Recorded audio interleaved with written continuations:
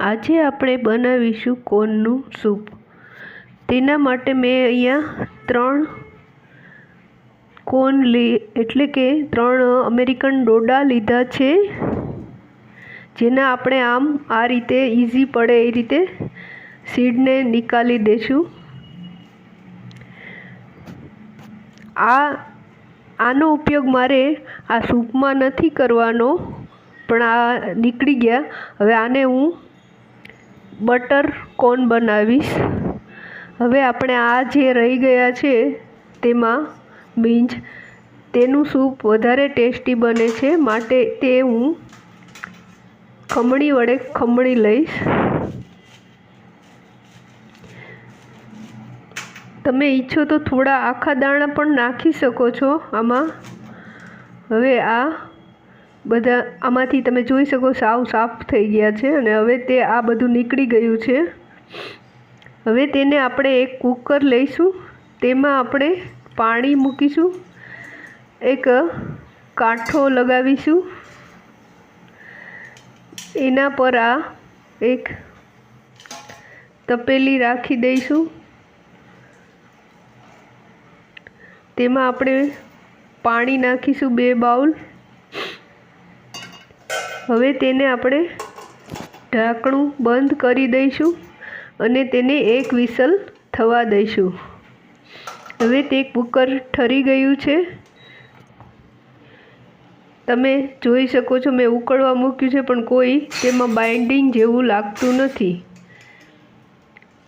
તો તેના માટે આપણે શું કરીશું, તો તેના માટે આપણે એક બાઉલ લઈશું, જેમાં એ બાઉલમાં 2 ચમચી ભરીને કોર્નફ્લોર લઈશું। ગુજરાતીમાં જો બોલે તો તપકીર પણ બોલે છે। તમે કમેન્ટ જરૂરથી કરજો કે તમે શું બોલો છો। હવે તેને આપણે જરૂર મુજબ જ આ સ્લરીને આમાં એડ કરીશું। તેના પહેલાં આપણે થોડું મીઠું નાખીશું। હવે ઉકળી ગયું છે, તો હવે આપણે એ સ્લરી નાખીશું, અને જોઈતા પ્રમાણમાં જ નાખવી, કારણ કે જો વધારે ઘાટું થઈ જશે તો નહીં ગમે। હવે ઉકળી જાય સરખું બાદ આપણે તેમાં થોડું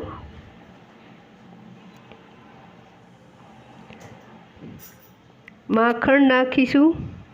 મેં એક આખી ચમચી ભરીને જે નાખ્યું છે। માખણથી આનો ટેસ્ટ સારો આવે છે, જે ઘરનું બનાવેલું છે। થોડું તો બી ઘાટું લાગે છે, તો આપણે થોડું એમાં હજી પાણી નાખીશું।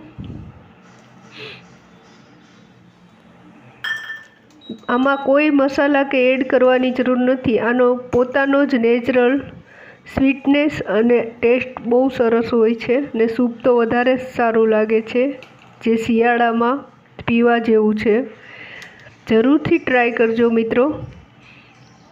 Thank you watch for video, share, comment and subscribe my channel.